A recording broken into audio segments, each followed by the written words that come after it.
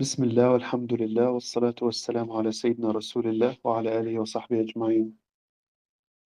So today uh, we're going to be talking the about knowledge and science and ilm, and that knowledge is the path to Allah subhanahu wa ta'ala, and that this is one of the components that actually um, composes the or creates the Muslim mindset. Um, Now, knowledge or science or ilm, they're different, but what we mean is that seeking the truth, whether it was things related to this world or things related to the hereafter, after we die and then Allah subhanahu wa ta'ala resurrect us and bring back the soul and the self with the body, the new body, um, then we have things or knowledge for this world and knowledge for the hereafter. But to be honest with you, there is no kind of big distinction between here and there because both of them are from Allah subhanahu wa ta'ala. And the Muslim mindset that we have been taught by the Prophet Muhammad alayhi salam is that whoever seeks a path of knowledge or whoever seeks a knowledge, Allah will ease for him a path from that path to heaven. This showing us that knowledge itself, if it's, if we are seeing it as the true path, it will make going to heaven easier for us. What does that mean? It means knowledge is related to the human understanding. As we understand things, we will gain knowledge, we will gain ilm. And this knowledge, if it's true, it will lead us to the creator of this knowledge. It will lead us to faith. It will lead us to God, to the one who created everything and the one who created that thing, which we will have knowledge, you know, of. And so knowledge is about knowing, is about comprehending something, but it doesn't become knowledge if you comprehend something incorrectly. So knowledge is about comprehending things in its correct characteristics. Why do we study? Why do we learn? Is that so we obtain the true characteristics of the thing we are learning about. If you're learning about the human body, you would want to obtain the true knowledge of the characteristics of the human body. If you're learning about Allah, then you want to obtain the true and correct knowledge about Allah subhanahu wa ta'ala. If you are learning to learn technology or whatever, the goal is to obtain correct, truthful knowledge about the characteristics of that thing. And as long as that thing exists, then if you know the characteristics um, truly about that thing, you would know it. And now you would become a knowledgeable person, a person who seeks knowledge. So it doesn't matter what is the thing. As long as that thing exists, seeking knowledge about it is to know its characteristics. Therefore, if something is very vast and deep, then it has many, many characteristics and connections. Therefore, we need more studying. But if something is vague and superficial, then the amount of characteristics and things, we can know about it is little. So the Prophet Muhammad ﷺ says, "Man salaka tariqan yaltamisu fihi ilman." Whoever seeks a path or a way to seek knowledge, سهل الله به طريقا إلى الجنة. Allah will ease for him through that path, a path to heaven or a way to heaven. And um,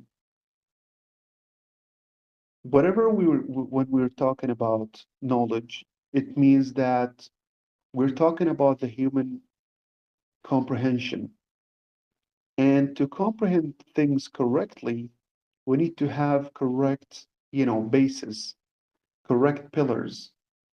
And that's what we will, inshallah, talk about in the next stage when we start talking about logic and how the brain itself actually thinks and how it comprehends.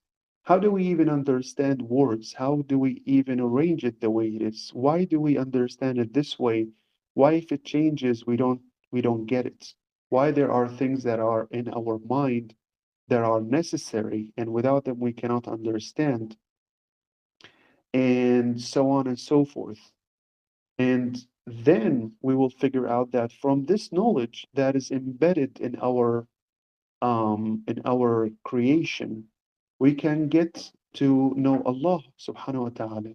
We can um, you know get to the point that Allah exists. Allah subhanahu wa ta'ala has characteristics, and our knowledge that is embedded in us is guiding us to some attributes or characteristics of Allah. That Allah subhanahu wa ta'ala is one, has to be one. Allah exists.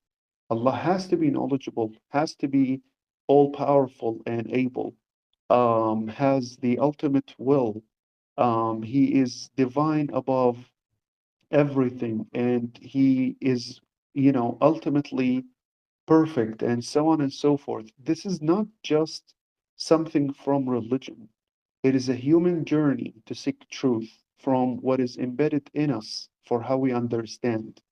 If we seek that journey, we will reach to the same results we reach into Islam. So, if a person seeking the truth, they have to be upon correct basis. And this is what knowledge is about. Knowledge is about seeking truth on correct basis. Imagine you want to learn something, and everything you understand with, like, you want to measure the electrical current, and the measuring device is corrupt. It's off. You wouldn't get correct measurements. If you want, for example, see some kind of picture, and the screen you're viewing it with is not, the color gamut is not correct. Well, everything you will see is incorrect. So, comprehension depends on correct basis. If you have correct basis, and if you seek knowledge, you will get to the creator of everything. And that's why knowledge and seeking um, to understand things is from Islam, is from the Islamic mindset, is from the mindset of the Muslim. Knowledge is never against religion. They are working together for the person or for the human to reach to Allah subhanahu wa ta'ala. So, um, if we read the universe correctly, we will get to Allah. But if our knowledge is stained with incorrect basis, or we do not base our knowledge on correct basis, then we will start composing myth and delusions, and then we will believe in it, and we will go from there, like how the philosophers did, or the Christians doing. Faith itself, they can believe in anything. Allah subhanahu wa ta'ala says, فَمَنْ شَاءَ فَلْيُؤْمِنْ وَمَنْ شَاءَ فَلْيَكْفُرْ. Whoever wants to believe, let him believe, and whoever wants to disbelieve, let them disbelieve. This is not the problem. Now we're talking about knowledge. And if we go with correct, true knowledge, we will see that everything they're talking about, even mentally, is incorrect. The logical mental framework is a human thing shared among all humans. So we do not rely on senses only and what you sense. You like, sweet things. Another person likes sour things. Another person likes things that are not sour or sweet, maybe bitter. This changes. But the thing that doesn't change if the mind was not defected is the mind. So that's, how we measure things upon. So knowledge is the path to Allah subhanahu wa ta'ala. And the Prophet Muhammad alayhi salam said that um, العلماء ورثة الأنبياء, the scholars or the scientists are the inheritors of the prophets. Why? Because they can understand correctly. And because if you understand correctly, like really correctly, you have good, um, scientifical basis, then you will get to Allah. You would lead yourself and you would lead others to Allah. Is it everything related to Allah? Yes, He's the creator of everything. He's the one who made everything the way they are. So the entire situation of why do we exist, who made us, where are we going, is Allah. That's what we say, Inna lillahi wa inna ilayhi raji'un. We belong to Allah and to Allah we return. Nothing we have is from ourselves, not even the universe from itself. How can we figure that out? That is the truth or not? By the mind that Allah subhanahu wa ta'ala gave us.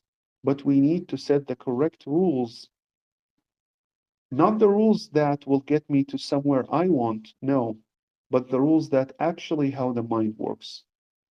So in Islam and the Quran and the sayings of our Prophet Muhammad alayhi salam, our beloved, they all never contradict correct knowledge that are on true basis.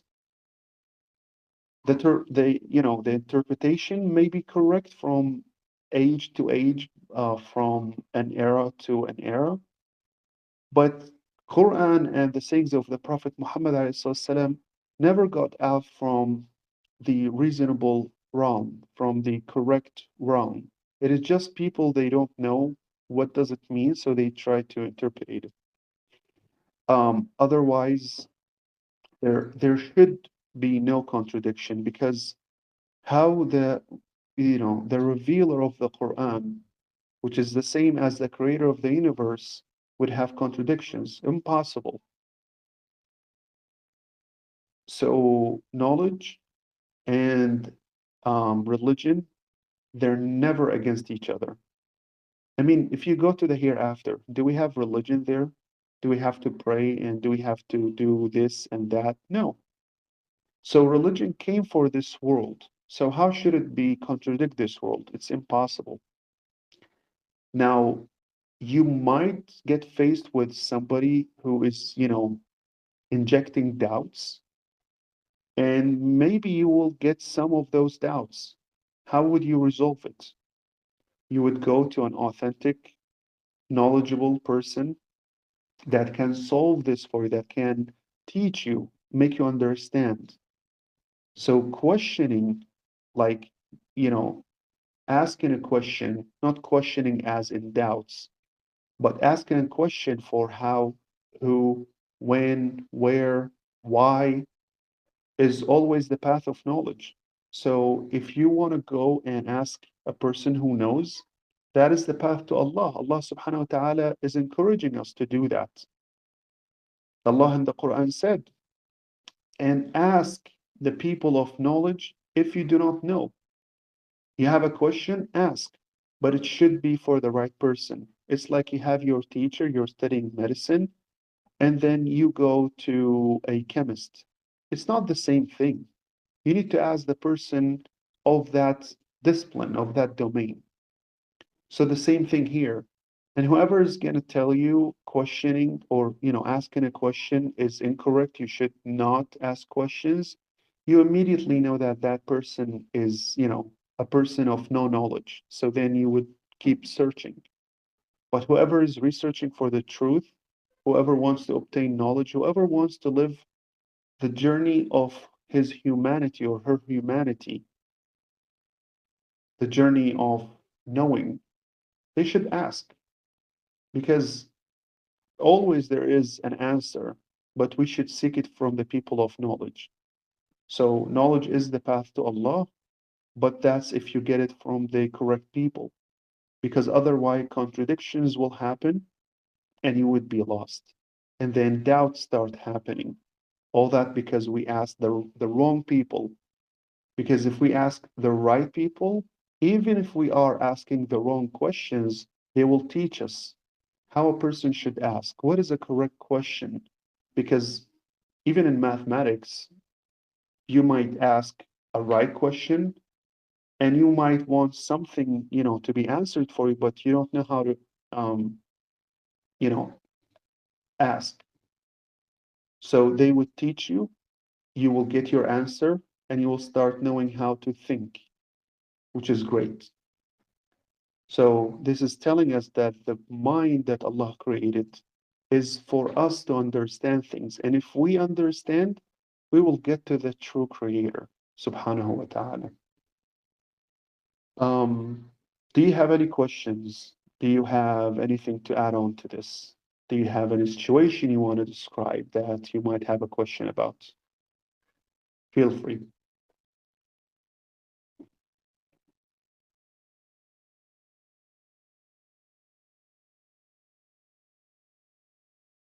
Okay, good. Um, just want to say a last thing here is that knowledge is a journey. We do everything step by step. We build things. There are things that are necessity in the mind. They're embedded in the mind, as I said, that, for example, what are the things that are actually in the mind which actually can lead you to God? For example, one is the half of two. It's a necessity in the mind. The same thing as one is the quarter of four. The same thing as the whole is always bigger than its parts. Okay. There are things embedded in the mind when the knowledgeable philosophers and the scholars started taking into consideration, they saw that it actually leads to Allah. And there are books and books written among this, books that talks about how to use this knowledge to know the existence of Allah and the attributes of Allah, things talking about the higher wisdom. So they are there. Allah subhanahu wa ta'ala made it a human journey to search for his creator, to search for the human's creator. And so whoever seeks this, it does exist. A person doesn't need to stay, unknowingly um, in doubt. That said, I wish that you have very great and successful and blessed week, and we will meet inshallah in the next week. Assalamu alaikum wa rahmatullahi wa barakatuh.